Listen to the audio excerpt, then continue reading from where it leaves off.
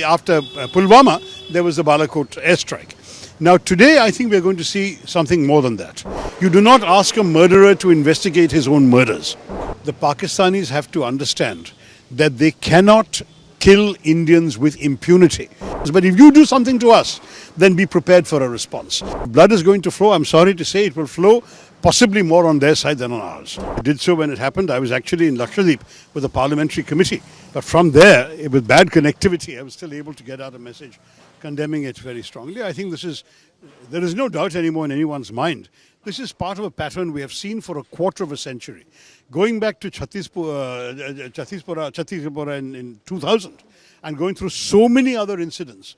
And most notably, of course, we've seen Uri, we've seen Sangrota, we've seen Pathankot, we've seen Pulwama, and now we have seen the horrors of Pahalgam.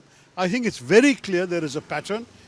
People are encouraged, trained, armed, equipped, and often guided from across the border.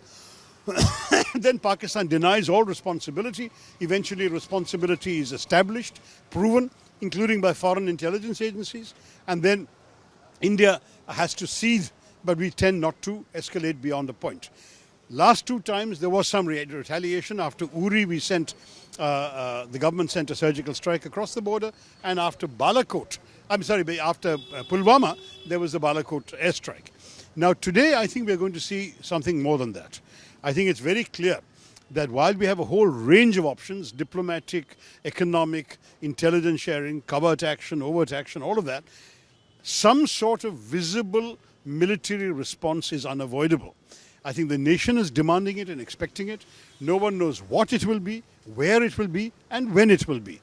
But I am convinced there will be some response. So at the same time, after Modi government came into power, it's the seventh or eighth time this type of attack is going on. It's at least the 11th or 12th time that the casualties have been more than one or two people. There have been dozens of attacks with one or two victims, but if you look at the number of attacks which has taken at least double-figure tolls, this must be at least the 10th or 12th. Right now, Pakistan says that they are open to a neutral investigation. So how you... Listen, these are the people who were invited to participate in the investigation into Pathankot. They sent their intelligence. Even we gave them access to an Indian Air Force base. And they went back and said, oh, the Indians did it to themselves. I will have no interest personally in Pakistan's participation in any investigation. You do not ask a murderer to investigate his own murders. Right now, India said that every Pakistani is to go back to their country, and also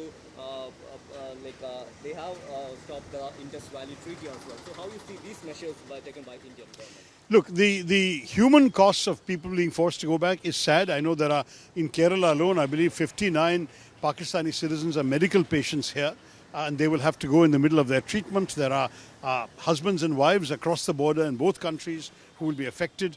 There are complicated cases where one parent has one passport, the child has another passport. I feel sorry for them. But I think when the government wants to send a very strong signal that normal relations are no longer possible, this inevitably happens. Ordinary human beings are the victims. When it comes to the Indus Waters Treaty, it has not been abrogated. It has been placed in abeyance, which is like saying it's been suspended. Frankly, at the moment, I don't see very much change to the Pakistanis because India has not built either storage facilities or diversionary structures into which the water can go. So we cannot suddenly say tomorrow, Pakistan, you're getting no water, because where will the water go? We can't flood India either. So it is more a symbolic gesture at this point. The treaty is in suspension. We will not feel ourselves bound by it. What we do to implement more serious measures, I leave it to the government. At the same time, Pakistan People Party Chairman Bilawaz Bhutto says that he threatened that the blood will flow in reverse if water is stopped. Look, there is all this inflammatory rhetoric. The Pakistanis have to understand that they cannot kill Indians with impunity. It's as simple a message as that. You want to leave your life in peace, we will not bother you, we will leave you in peace. We have no designs on Pakistan. We don't want to do anything to the Pakistanis ourselves, but if you do something to us, then be prepared for a response. I think that message is very clear. They can say what they like, and if blood is going to flow, I'm sorry to say it will flow possibly more on their side than on ours. One last question is about the opposition.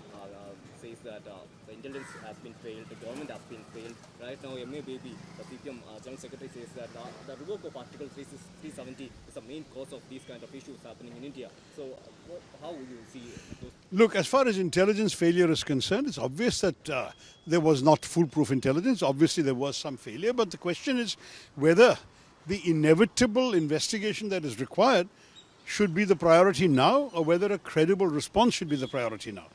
In due course, there will have to be an investigation by the government, because it's the government's own responsibility to fix accountability and figure out what happened. And I hope they will do so. But we've got the example of Israel, October 7th. The world's best intelligence services, according to everybody, were taken by surprise on October 7th just 2 years ago. And my own view very clearly is that it seems to me that just as the Israelis are waiting till the end of the war before they demand accountability and answers, similarly, we too should first see the present crisis through, and then definitely there should be an accounting. But I don't expect at any time now or in the future that any country will ever have 100% foolproof intelligence. Sometimes you succeed, sometimes you don't. We'll never know about the various terror attacks that were successfully thwarted. We only know about the ones we failed to thwart. That is normal in any kind of relationship. I do agree that there were failures, but I do not agree right now that that should be the main focus. Main focus should be the outrageous crimes committed against innocent Indian tourists, the damage that is sought to be wrought to the economy of Kashmir in order to increase discontent in Kashmir, the damage being done to communal relations even within India by their kind of inflammatory communal rhetoric when the general in charge of the Pakistan army says Hindus and Muslims can never live together. What is the message he wants to send?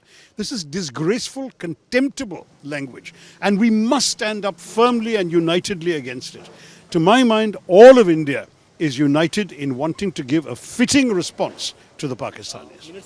Minutes before Narendra Modi in her Man Ki Baat says that the perpetrators will get a harsh hit response. So, do you think this harsh hit response will give up at a time, quickly for the... No, I'm sure it won't be too long in coming, but obviously the government will not signal what it is until it's happened. I mean, you have some desire to show some element of surprise in what you do, but there will certainly be a response. And what is more, I believe the nation will support whatever response the government judges appropriate, because we are no longer going to take this lying down. When we are talking, there are tensions going on in Pakistan and India borders. So how do you see those things as well? Look, it's sad. No one wants war. Any government of India is focused, first of all, on the development of India, on the economy, on the growth, on the prosperity of the Indian people. We don't want to be distracted by war. We didn't start this. And let's make that very clear. We are a country that is not interested in initiating war with anybody.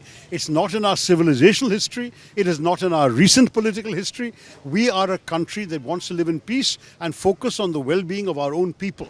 Unfortunately, there are malign, evil men on the other side of the border who will not let us live in peace, who are determined to destroy all hopes of peace in our country. And that is why it is indispensable that we teach them a lesson so they're not tempted to misbehave like this again in future. The last question is about Trump, the statement. He said that India and Pakistan will figure it out one way or other. This is what Trump said. One way or the other? Well, we're going to try. We've tried many ways. I think we'll try one more. And then we'll see how they're going to figure it out in response. And then if necessary, we'll respond again. Okay.